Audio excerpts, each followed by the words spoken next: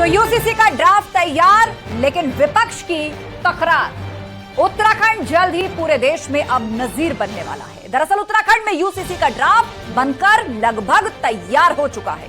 Justice Desai समिति का UCC draft तैयार है और ड्राफ्ट कमेटी ने हर वर्ग के लोगों से इसके लिए बातचीत भी की है। धामी सरकार जुलाई में विधानसभा का सत्र बुला सकती है और उत्तराखंड का यूसीसी ड्राफ्ट देशव्यापी मॉडल बनने को तैयार है।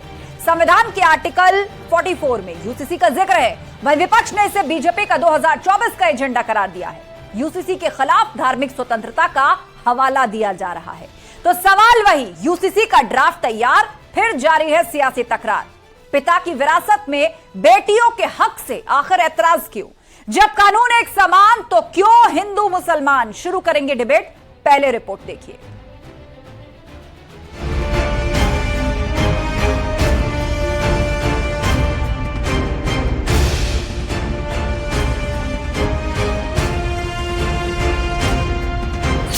यूसीसी का ड्राफ्ट तैयार, विपक्ष क्यों करे तकरार?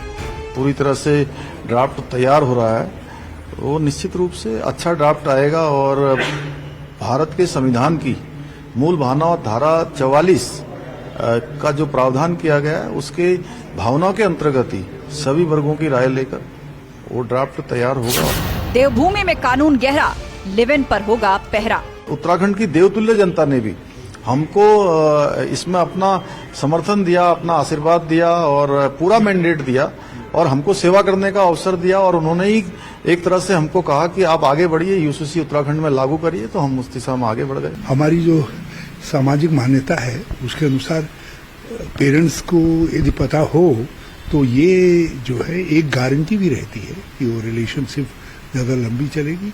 और जिस तरीके से इवन एक ही धर्म के दंपतियों के बीच में भी लिव इन रिलेशनशिप के में जो है तनाव पैदा हुए, कुछ घटनाएं हुई।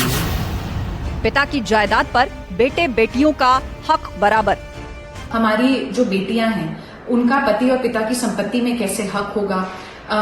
शादी की उनकी एज बढ़ाई जाए, सभी धर्मों के लिए एक समान एज करने की बात हो।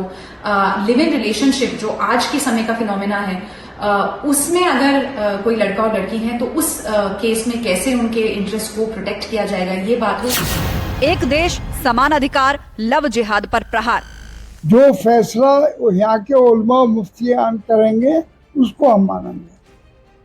हम गवर्नमेंट ने यहाँ पर जो तय कर रही है उसके खिलाफ है, यूनिफॉर्म कोड के खिलाफ है। उत्तराखंड का यूसीसी ड्राफ्ट पूरे देश का मॉडल। यूनिफॉर्म सिविल कोड के नाम पर ऐसे लोगों को भड़काने का काम हो रहा है। आप मुझे बताइए, एक घर में परिवार के एक सदस्य के लिए एक कानून हो, परिवार के दूसरे सदस्य के लिए दूसरा कानून हो, तो क्या वो घर चल पाएगा क्या?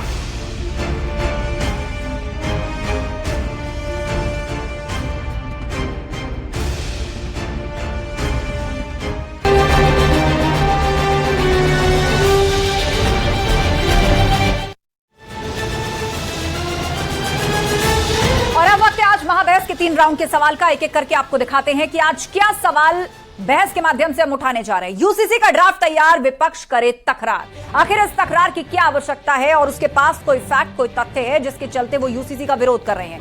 और सवाल आगे होगा सभी पैनलिस्ट से, जब कानून समान तो फिर क्यों हिंदू मुसलमान? या तो समान नागरिक की बात हो रही है, महिलाओं की बात हो रही है, पुरुषों की बात हो रही है, बराबर अधिकार की बात हो रही है, तो हिंदू मुसलमान की गुंजाइश क्यों आ जाती है?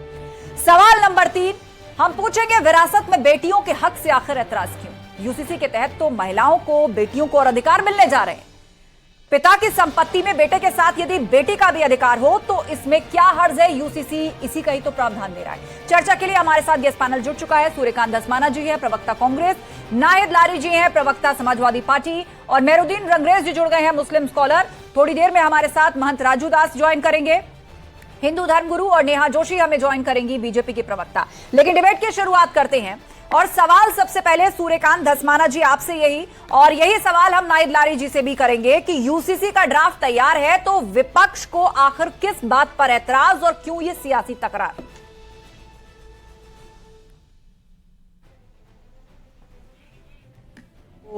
उत्तराखंड में मुख्य विपक्षी पार्टी कांग्रेस पार्टी है, और जब देसाई कमीशन आया, जब उन्होंने निमंत्रण दिया बातचीत करने का, इस पर अपनी राय देने का, तो हमने आग्रह किया, लिखित रूप में आग्रह किया कि आप हमें मसौदा बताइए, आप किन किन बिंदुओं पर, किन किन आर्टिकल्स पर, किन किन विषयों पर जो हमारे सिविल प्रोसीजर में आते हैं उनमें आप बदलाव करना चाहते हैं, यूनिफॉर्मिटी चाहते हैं। हमसे जब फोन करके फिर निमंत्रण दिया गया तो हमने कहा कि आपने हमारे पत्र का जवाब नहीं दिया, और अंतिम समय तक कांग्रेस इंतजार करती रही कि आयोग या सरकार की तरफ से हमको मसौदा दिया जाएगा और हम अपनी राय उस पर रखेंगे। ठीक है, वो हुआ नहीं, इसलिए कांग्रेस ने बहिष्कार किया, कांग्रेस गई नहीं। अब आप कह रहे हैं कि कांग्रेस को किस पे ऐतराज है? कांग्रेस को इसलिए ऐतराज है कि आप आर्टिकल 44 की बात कर रहे हैं। आर्टिकल 44 में वो स्टेट का मतलब है देश, स्टेट का मतलब यूनियन ऑफ स्टेट नहीं है, it is a federal state, पूरा भारतवर्ष। यूनिफॉर्मिटी जो है, जब आप सिविल लॉज में लाने की बात कर रहे हैं तो वो पूरे देश के परिप्रेक्ष्य में आपको लानी पड़ेगी, क्योंकि देश में भी अब प्रधानमंत्री जी ने इस राग को छेड़ दिया है 2024 को देखते हुए। लेकिन ये देश विभिन्नताओं का देश है, ये देश धार्मिक विभिन्नताएं, जातीय विभिन्नताएं, परंपराओं की विभिन्नताएं, भाषाई विभिन्नताएं, तमाम जो हमारे लेकिन केवल नागरिक की बात करें सूर्यकांत धस्माना जी, अगर नागरिकों के लिहाज से बात करें तो बस दो ही विभिन्नताएं हैं, एक महिलाएं और एक पुरुष। वहीं तो समान अधिकार की बात हो रही है, इसमें जाति धर्म कहां से आ जाते हैं? इस पर विस्तार से आगे चर्चा होगी, लेकिन जो बिंदु आपने उठाए, नेहा जोशी हमें ज्वाइन कर चुकी है, बीजेपी प्रवक्ता नेहा जोशी जी।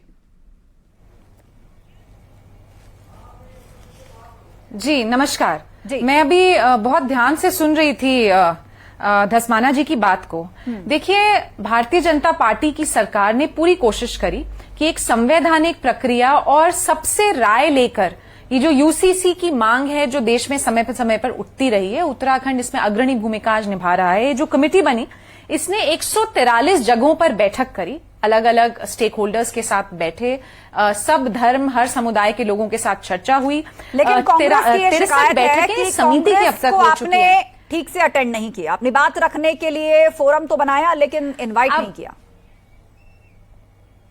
देखिए, अब अगर किसी को बहिष्कार करना है, आपने देखा कि धस्माना जी ने बहिष्कार शब्द का इस्तेमाल किया। अब जब आपको बैठक में बुलाया जाए और आप वहां पे रिप्रेजेंटेशन ना दें, आप उसका बहिष्कार कहें और बाद में आप कहें कि हमसे राय नहीं मांगेंगे। देखिए, लोकतांत्रिक प्रक्रिया है, 143 बैठकें अगर हुई है और 63 बैठकें समिति की उसमें हुई है, तो कांग्रेस कहीं भी अपना प्रतिनिधि भेज सकती थी। अगर कोई मत था इनका नागरिक संहिता पर, तो उस पर अपने विचार रख सकती थी, लेकिन उन्होंने नहीं किए। उसके बावजूद आज विभिन्न समुदायों, हर धर्म की बातों को ध्यान में रखते हुए और खासकर लैंगिक समानता, जेंडर जस्टिस को ध्यान में रखते हुए आज उत्तराखंड पहला राज्य बनने जा रहा है जहां पर यूसीसी लागू होगी और एक मॉडल बनेगा पूरे देश के लिए। तो मुझे ये पूछना है कांग्रेस के हमारे साथियों से, या जो कोई भी इसको अपोज कर रहा है, कि आज दिक्कत किस बात की, आप दिक्कत पर बात कीजिए। चलिए, क्योंकि यूसीसी तो यही सवाल मैं नाहिद लारी जी के पास ले जाती हूं, प्रवक्ता है समाजवादी पार्टी की, क्योंकि अब इसकी चर्चा राष्ट्रीय स्तर पर भी हो रही है। प्रधानमंत्री मोदी ने भी भाषण में इसका जिक्र किया, इस पर बहुत जोर दिया है। नाहिद लारी जी। आस्था जी, भी आप नागरिकों की बात कर रही थी, तो मैं तो ये कहना चाहूंगी कि 94% आबादी तो शुरू दिन से मांग करी कि जातिगत जनगणना हो जानी चाहिए, ताकि जिसकी जितनी संख्या भारी उसकी उतनी भागीदारी हो जाए। अब बीजेपी जो 8,000 करोड़ के हवाई जहाज पे चलने वाली बीजेपी, वो इस पर बात करना, क्या दूर की बात, विचार भी नहीं करना चाहती, क्योंकि बीजेपी तो पिछड़ा दलित विरोधी पार्टी है। ये तो चाहती है कि नहीं जी, आपने मेरा सवाल ठीक से नहीं सुना। एक मिनट, मैं रोक रही हूँ। मैं एक्चुअली मैं चाह रही हूँ कि आप बिल्कुल उसी ट्रैक पर बात करें जो आज इस डिबेट का विषय है। इसका नाम है यूनिफॉर्म सिविल कोड, समान नागरिक संहिता। उसमें जाति धर्म कहां से आ गए? ये तो नागरिकों की बात कर रहे हैं। नागरिक तो दो ही तरह के, एक महिलाएं हैं, एक पुरुष हैं। दोनों को समान अधिकार मिलेगा, चाहे वो बच्चा गोद लेने का अधिकार हो, पैटर्नल प्रॉपर्टी में राइट्स हो, तलाक का अधिकार हो, ठीक है, हलाला बंद करने की बात हो, इद्दत बंद करने की बात हो, तलाक बिद्दत बंद करने की बात हो।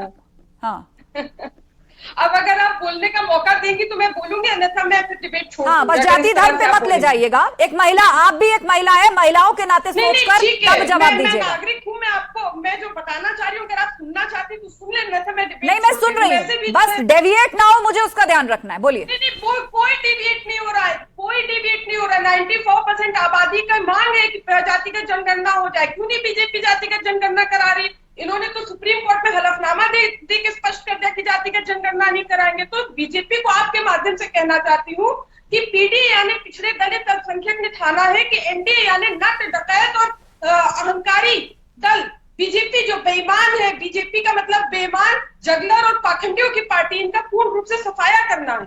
अभी आप जो बात करिए यूनिफॉर्म, यूसीसी, एक देश एक कानून, अरे बीजेपी 9 साल से सत्ता में थी, अब चला चली की बेला में इनको यूसीसी याद आ रहा है। 9 साल तक बात करना तो दूर की बात, बीजेपी ने विचार तक नहीं किया कि एक देश एक नाम हो जाए। इंडिया, हिंदुस्तान, हिंद, भारत, अलग अलग नाम है। यहाँ तक छोटे से देश नेपाल, उसका एक नाम है, उसका एक नाम है। लेकिन अच्छा, अब आप ये नई मांग उठा रही हैं कि देश का नाम भी एक ही नाम होना चाहिए, चाहे वो भारत हो, हिंद हो, इंडिया हो, हिंदुस्तान हो। अब आप ये मांग उठा रही हैं कि देश का नाम एक होना चाहिए। ठीक है, ये देखिए, प्रस्ताव भेजे जाते हैं, सजेशंस मांगे जाते हैं। आप देश की नागरिक हैं, आप अपनी तरफ से आप ये सजेस्ट कर सकती हैं, लेकिन उससे पहले जो सजेशन बिल्कुल आपके दरवाजे चलकर आया है, उस पर कुछ बोलिए ना। यूसीसी के तहत महिलाओं से संबंधित बहुत सारी कुप्रथाएं जिन्हें बंद हो जाना चाहिए था, आज उन्हें बंद करने की बात हो रही है। आप समर्थन करती हैं कि नहीं करती हैं? आप मानती हैं कि ये सारी प्रथाएं सरासर गलत थी, महिलाओं के जीवन को नर्क बना रही थी? नहीं, देखिए कोई भी अमेंडमेंट देखिए होता है, होना भी चाहिए अमेंडमेंट। आप देखिए जैसे पहले होता था सती प्रथा, एक वर्ग के लोग जो बंद किया ना उसको, अपनी घर की महिलाओं को जिंदा जला देते थे, बंद किया ना नाहिद लारी जी उसको। अरे भाई आप बोलने, यहीं के लोगों ने बंद किया ना। किसी ने ये तो नहीं कहा कि हिंदू खतरे में आ गया या सनातन धर्म खतरे में आ गया। क्यों सती प्रथा बंद कर रहे हैं, क्यों पर्दा प्रथा बंद कर रहे हैं? बंद किया ना यहीं के लोगों ने। वो इतिहास बन गया, वो इतिहास के पन्नों का हिस्सा है। ठीक है, जब इतिहास की जानकारी बढ़ानी हो, जानना हो कि क्या क्या कुरीतियां थी, समय ने क्या खत्म किया, तो उसे पढ़ लीजिएगा। लेकिन मौजूदा कुरीतियां खत्म होनी चाहिए, हलाला बंद होना चाहिए, इद्दत खत्म होनी चाहिए, तलाक बिद्दत बंद होना चाहिए। इस पर क्या राय है? फिर मैं मेहरुद्दीन रंगरेज जी का रुख करूंगी। 10 सेकंड। नहीं, ये क्या 10 सेकंड क्या? अभी तो मतलब आप ही बोली जा रही हैं, आप ही। नहीं, आप बार बार जातियों पे बात ले जाती हैं, फिर आपको देश का नाम बदलना है, उस पर चली जाती हैं, फिर आप सती प्रथा पे चली जाती हैं। कम से कम 1.5 मिनट दिया है मैंने आपको नाहिद लारी जी, इतना समय किसी को नहीं दिया अभी तक। मैंने धसमाना साहब भी 40 सेकंड बोले, पूरी बात रखी है उन्होंने। नहीं, आपने मौका दिया इसलिए उन्होंने रखा, नेहा को आपने मौका दिया इसलिए उन्होंने, क्योंकि वो यूसीसी पर बोल कर गए और आपने यूसीसी पर एक बार नहीं कहा कि हाँ, महिलाओं के लिए भी समानता होनी चाहिए, लड़कियों को भी प्रॉपर्टी राइट्स बराबर होने चाहिए। क्या ये अच्छी बात नहीं है नाहिद लारी जी? अरे आप बोलने कहाँ दे रही हैं? बोलिए, आप बोलिए, महिलाओं पे बोलिए, यूसीसी पर बोलिए। 10 सेकंड, फिर मैं रुक करूंगी मेहरुद्दीन रंगरेज जी। देखिए, अगर आप प्रॉपर्टी राइट्स की बात कर रही, तो जो मुस्लिम लॉ है वो तो जब से दुनिया कायम हुई आज तक और आगे आने वाले समय तक हमेशा रहेगा कि लड़कियों को जो है उनके पिता की संपत्ति में उनका हक है। अगर एक पिता की 4 बेटियां और 1 बेटा है तो 4 बेटियों को 4 हिस्सा मिलेगा और बेटे को सिर्फ 2 हिस्सा मिलेगा। मिलता तो है, बेटियों को ज्यादा मिलता है, आज तक मिलता है। मैं अपने ससुराल का बता सकती हूँ, मैं अपने मायके का बता सकती हूँ, मेरी तो फुफ्फियों को आज तक मिल रहा है। आप मालूम कर लीजिए, देवरिया जाकर आप मालूम कर लीजिए कि नाहिद लारी खान की फुफ्फियों को उनके प्रॉपर्टी में, पिता की संपत्ति में हिस्सा मिल रहा है। क्या कि उस नहीं मिल रहा? महिला को और भी ठीक बात है। अपने पिता या पति की संपत्ति से कभी हिस्सा मिला है या मिलता है? नाम लेकर उसका उदाहरण दे दीजिए नाहिद लारी जी, जिसका पति मिडिल ईस्ट में काम करने के लिए जाता है, फोन उठाता है, 3 तलाक करके सारे रिश्ते खत्म कर लेता है, वहां पर शादी कर लेता है, यहाँ 4 बच्चे पैदा करके छोड़ जाता है। बताइए उस महिला को किसने अपनी प्रॉपर्टी दी होगी? दर दर की ठोकरें खाती है ऐसी महिला। बंद होना चाहिए कि नहीं ये तौर तरीके?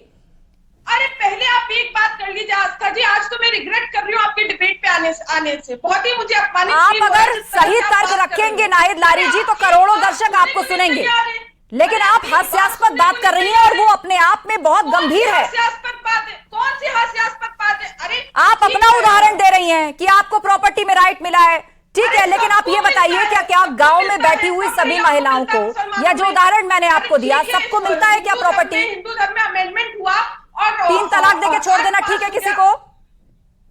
अरे कौन कहाँ चंडूल खाने की आप बातें उड़ा रही हैं। जब से दुनिया कायम हुई है और आज तक और आगे आने अच्छा, वाले कभी समय 3 पर तलाक नहीं हुआ है, आप इसे चंडू खाना कह रही हैं।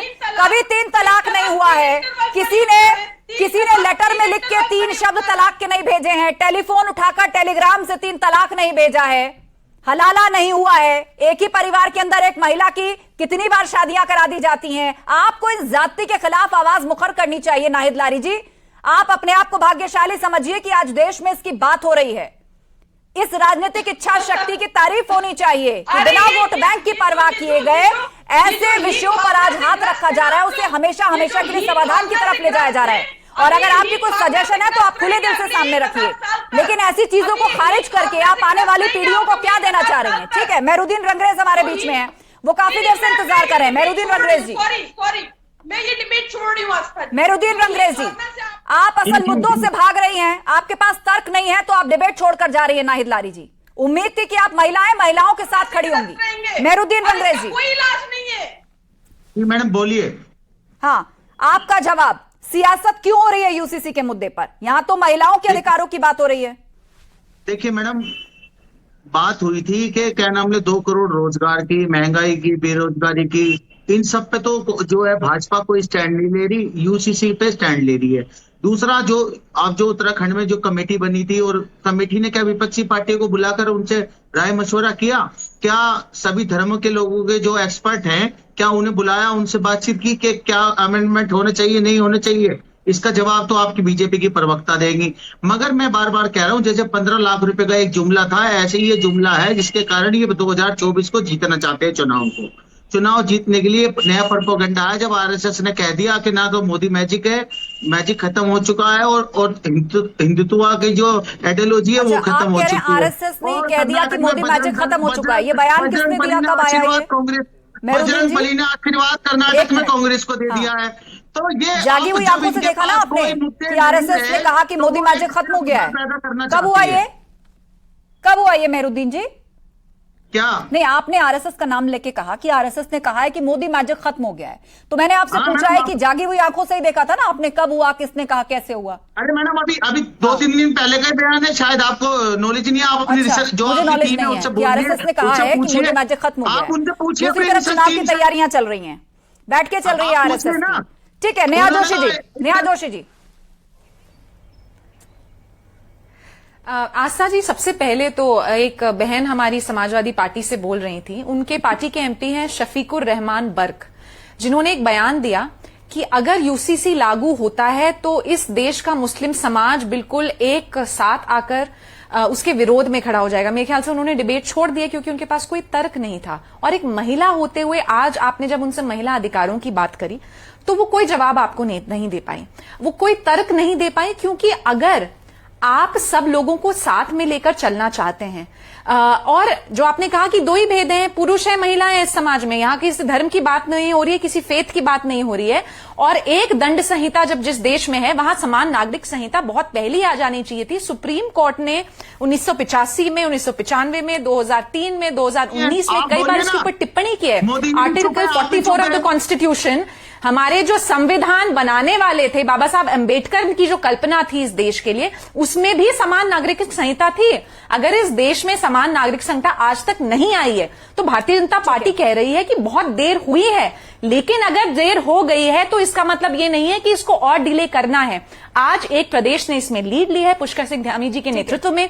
उत्तराखंड देश में पहला प्रदेश ऐसा बनने वाला है, तो क्या दिक्कत है स्पेसिफिक पॉइंट्स पर इस पर बात करने की बजाय यहां बहिष्कार चल रहा है बैठकों का, यहां कुतर्क किए जा रहे हैं, कोई बात नहीं कर रहा उन महिलाओं को। बेहतर होता जिनके बात चाहे देश के विपक्ष की हो या अन्य धार्मिक मिलेगा। संस्थाओं की, सभी लोग इस पर आकर एक स्वस्थ संवाद करते, अपने अपने सजेशंस पेश करते।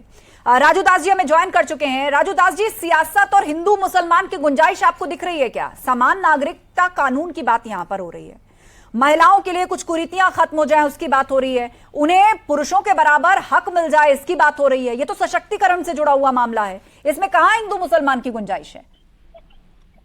मैं पहले तो बहुत बहुत साधुवाद दूंगा उत्तराखंड सरकार को, जिसने ऐसी योजना रचना बनाने का प्रयास किया। दूसरा साधुवाद दूंगा देश के सशक्त प्रधानमंत्री जी को, जिन्होंने आज इस विषय पे चर्चा किया, बहस किया। ये कानून आजादी के बाद से ही लागू हो जाना चाहिए था। जिस प्रकार से धर्म के आधार पर देश का बंटवारा, उसके बावजूद भी मानव में मानव से बंटवारा, समाज में एक समाज को दूसरे से बांटने की बंटवारा, ये दुखद है, निंदनीय है। स्त्री पुरुष सब एक समान होना चाहिए, सबको बराबर का अधिकार मिलना चाहिए। जैसे हिंदुओं में सती प्रथा की प्रथा थी, इसको जिस प्रकार से सरकार के द्वारा, ठीक है, तमाम संगठनों के द्वारा आवाज उठाई गई, खत्म किया गया। लेकिन इस बीच में मैं अभी सुन रहा था, एक बहन बोल रही थी, समाजवादी पार्टी की थी, किस पार्टी की थी मुझको जानकारी नहीं है, मैं आज टीवी कोई नहीं लगा के देख नहीं पा रहा हूँ, सुन रहा था। इस प्रकार से उन्होंने कहा बीजेपी दंगा, बीजेपी ऐसा, बीजेपी वैसा, बीजेपी ने किया, बीजेपी ने वैसा किया। मैं पूछना चाहता हूँ, ठीक है, 10 वर्ष से बीजेपी है, 8 वर्ष से अदर अन्य पार्टियां थी, और पार्टियों ने क्या किया? ठीक है, यही सवाल है। आजादी के बाद इतने दशक बीत गए, कई पार्टियों की सरकारें रही, बहुतों के पास मौका था। जब इसका जिक्र बाबा साहब अंबेडकर कर चुके हैं, और छोड़िए 1835 में अंग्रेजी हुकूमत की तरफ से भी इसका जिक्र किया गया, इसकी जरूरत देश में बताई गई थी। सूर्यकांत जी, मेरा सवाल आपसे है, आपको लगता है कि कांग्रेस पार्टी फंस गई? अगर आप यूसीसी को सपोर्ट कर देंगे तो आपको मुस्लिम वोट बैंक जाने का डर है, और अगर आप विरोध करेंगे ओपनली तो आपको डर है कि आप सॉफ्ट हिंदुत्व की जो लाइन लेकर चलना चाहते हैं, खासतौर पर चुनावों में, तो हिंदू नाराज हो जाएगा। तो ऐसे में बहिष्कार करना ही मीटिंग्स का आपके पास एक विकल्प रह गया है।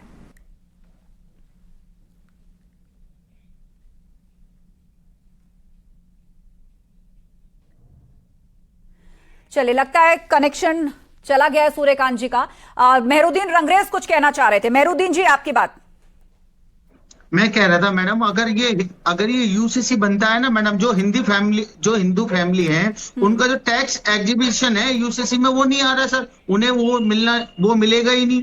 और जो शादी है वो कॉन्ट्रैक्ट हो जाएगी। अभी तो 7 जन्म का रिश्ता है, फिर ये कॉन्ट्रैक्ट हो जाएगी। एक एक करके पॉइंट्स रखते हैं। आपने क्या कहा? हिंदू फैमिली में टैक्स क्या नहीं आ रहा? एग्जीबिशन जो है वो नहीं आएगा सर, इसमें जो टैक्स में छूट मिलती है वो नहीं मिलेगी। अच्छा, एग्जेम्पशन। हाँ, कैसे नहीं मिलेगी? और दूसरा मैं नहीं मिलेगी उसमें, कैसे? और दूसरा मैं एक बात और बता रहा था मैडम, तो इसके प्रावधान सरकार करेगी ना। सबसे पहले बात, प्रावधान सरकार करेगी ना। आप चिंता क्यों कर रहे हैं? आप भेजिए ना सजेशन। 30 दिन का वक्त इसीलिए तो दिया गया है। इतनी अच्छी अच्छी बातें आप कर रहे हैं, महिलाओं से संबंधित बातें आप कर रहे हैं, भेजिए सजेशन। मेरी बात ही नहीं सुनती। बोलिए। आप ही प्रवक्ता बनी बैठी है। नहीं, मैं प्रवक्ता नहीं हूँ, मैं चाह रही हूँ कि आप सिर्फ विषय पर बोले, बस जाति धर्म ना करने लग जाए, क्योंकि ये महिलाओं से जुड़ा मुद्दा है। बोलिए। अच्छा, ये बताइए, आप में शादी 7 जन्म का रिश्ता है ना, हमारे में कॉन्ट्रैक्ट है। अगर ये कॉन्ट्रैक्ट हो जाएगा तो फिर आपकी क्या हैसियत रह जाएगी महिला की? बताइए आप यूसीसी में क्या आप ये कहना चाहते हैं कि मुसलमानों में शादी अगर एक कॉन्ट्रैक्ट है, सोशल कॉन्ट्रैक्ट है, तो महिलाओं की कोई हैसियत नहीं है? बिल्कुल। अरे कोई नहीं, हैसियत नहीं है की बात नहीं, मैं क्या कह रहा हूँ, भाई आवाज नहीं आ रही है। मेहरुद्दीन जी, आप थोड़ा विचार कर लीजिए, कोई बात नहीं, मैं आपको समय दे दूंगी, थोड़ा विचार कर लीजिए। हाँ, अब बताइए आप एग्जैक्टली कहना क्या चाहते हैं। मैडम, मैं कह रहा हूं ये यूसीसी का जो कानून है, ये सब धर्म के लिए बिल्कुल भी ठीक नहीं है। जो धार्मिक आजादी हमें संविधान के अनुसार मिली हुई है, उसको ये रोक रहा है। तो ये देश हित में नहीं है। ग्रे यूथ जैसी आप कह रहे हैं कि देश हित में नहीं है, सभी धर्मों के लिए ठीक नहीं है, लेकिन जब मैंने पूछा कि आप तर्क दीजिए क्या सही नहीं है और क्यों सही नहीं है, शब्दों पर ध्यान दीजिए, बात राजनीति पर आकर रुक जाती है। विपक्ष सीधे तौर पर इसे खारिज करता है, तो कांग्रेस पार्टी मीटिंग्स का बहिष्कार कर देती है और पूरी तरीके से स्टैंड साफ नहीं करना चाहती। लेकिन अंदर खाने उसे डर है कि अगर यूसीसी को सपोर्ट कर दिया तो मुसलमान नाराज, नहीं किया तो हिंदू नाराज। फंसी हुई परिस्थिति है। बहुत शुक्रिया इस चर्चा में शामिल होने के लिए। और आज मैं आपसे कुछ सवाल करना चाहती हूं। आप सोचिएगा, क्या कोई भी मां, इस दुनिया की कोई भी मां चाहेगी कि उसकी बेटी का हलाला हो? क्या जायदाद पर बेटे बेटी का समान हक नहीं होना चाहिए? क्या शादी का रजिस्ट्रेशन अनिवार्य नहीं होना चाहिए? इन 3 सवालों में क्या गलत है, क्या सही, अपने ज़हन में बिठाइए और एक मां के नजरिए से सोचिए। एक घर में अगर 4 सदस्य रहते हैं तो क्या सभी के लिए अलग अलग नियम होने चाहिए? कैसे हो सकते हैं? यह देश भी हमारा घर है, तो इसमें रहने वाले सदस्यों के लिए भी एक कानून क्यों नहीं होना चाहिए? स्वामी विवेकानंद ने कहा था, देश का भविष्य सिर्फ और सिर्फ युवा पीढ़ी के भविष्य पर निर्भर करता है। स्वामी विवेकानंद के ये शब्द आज यूनिफॉर्म सिविल कोड के संदर्भ में बिल्कुल सही बैठते हैं। आज यूसीसी के जरिए कुछ ऐसे नियम बनाने की कोशिश हो रही है जो देश की युवा पीढ़ी के भविष्य के लिए बहुत जरूरी है, और ये नियम सभी धर्म और सभी मजहब के लिए हैं। तो फिर यूसीसी को हिंदू मुसलमान के सियासी चश्मे से देखने की आखिर